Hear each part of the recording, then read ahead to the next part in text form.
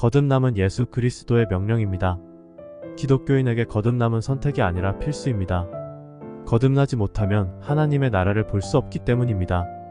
그런데 거듭남이 이단교리라는 오해와 선입견 때문에 슬프게도 교회가 예수님의 이 경고로부터 점점 멀어지게 되었습니다. 거듭남은 가장 빛나는 보석과 같은 교리입니다. 이 진주를 개들과 돼지떼에게 탈취당하게 된 것입니다. 거듭남은 이단 종교의 교리가 아닌 하나님의 교리입니다. 예수께서 대답하여 그에게 말씀하시기를 진실로 진실로 내가 너에게 말하노니 사람이 거듭나지 아니하면 하나님의 나라를 볼 수 없느니라 고 하시더라. 거듭남은 신앙의 첫 단추입니다. 당신이 참된 그리스도인으로 살기 원한다면 가장 먼저 거듭남을 이해해야 합니다.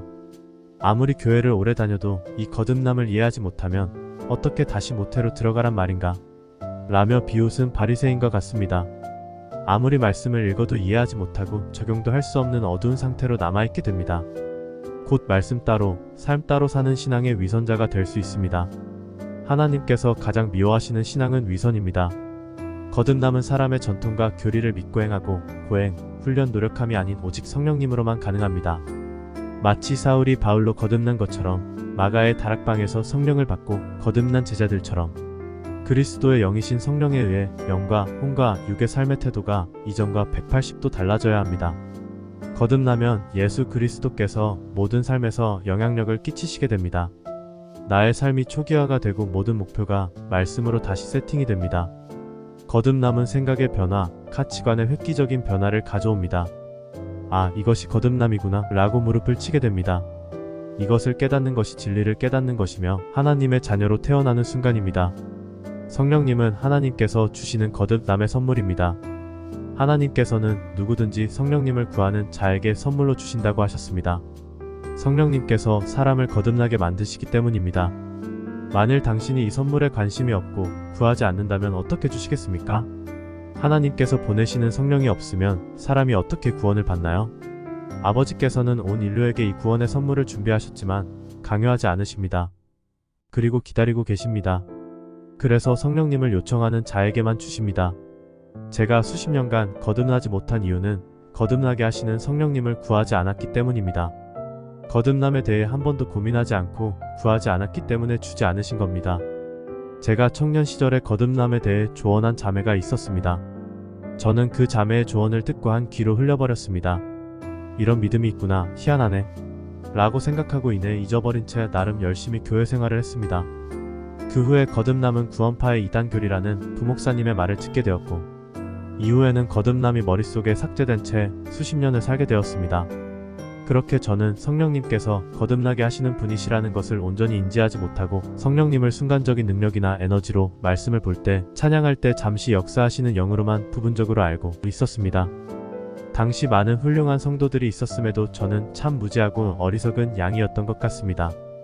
그랬던 제 삶이 거듭나면서 예수님께 온 신경이 저절로 맞춰지게 되더군요. 점점 세상의 문화에서 아무런 매력을 느끼지 못하고 욕망도 점점 시들어지게 되었습니다.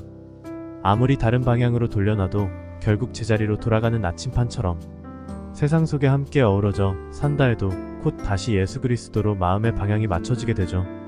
당신의 신앙이 항상 제자리인 것처럼 생각되고 미지근하게 세상과 말씀과 적당하게 타협하며 살면서 이대로는 안 될 것 같다는 위기의식이 생긴다면 오늘 이 시간 거듭남을 위해 아버지께 기도하시기를 권면드립니다. 두드리시고 구하시고 찾으시면 성령께서 선물로 임하시고 거듭나게 되실 것입니다. 성령을 구하는 자에게 주시겠다고 하나님께서 약속하셨기 때문입니다. 너희가 악하다 할지라도 너희 자녀에게 좋은 선물을 줄 줄 알거든. 하물며 하늘에 계신 너희 아버지께서 구하는 자들에게 성령을 주시지 않겠느냐? 또한 거듭남은 부활의 선물입니다. 거듭남은 부활을 의미합니다. 죽은 사람만이 부활을 맛볼 수 있듯이 지독하게 고집스럽고 죄범벅 상태인 자아가 십자가에서 탈탈 털리고 박살나고 해체되고 소멸되어 죽어야 비로소 거듭날 수 있습니다. 하나님께서 십자가를 지실 때 그분과 당신이 하나였고 부활하실 때도 당신이 하나님과 하나였습니다. 하나님과 내가 하나 되어 십자가에서 완전히 부서져 죽고 무덤에서 살아난 것입니다. 죽음과 생명이 완전하게 다르듯이 당신이 지금 살아있을 때 거듭나기 전에 자아가 죽고 거듭난 후에 새로운 자아가 살아나 반드시 부활해야 합니다. 거듭나기 전에는 사망과 세상의 가치관으로 살지만 거듭나면 생명의 가치관을 갖고 살게 됩니다. 휴거는 거듭난 사람에게 주시는 보상입니다.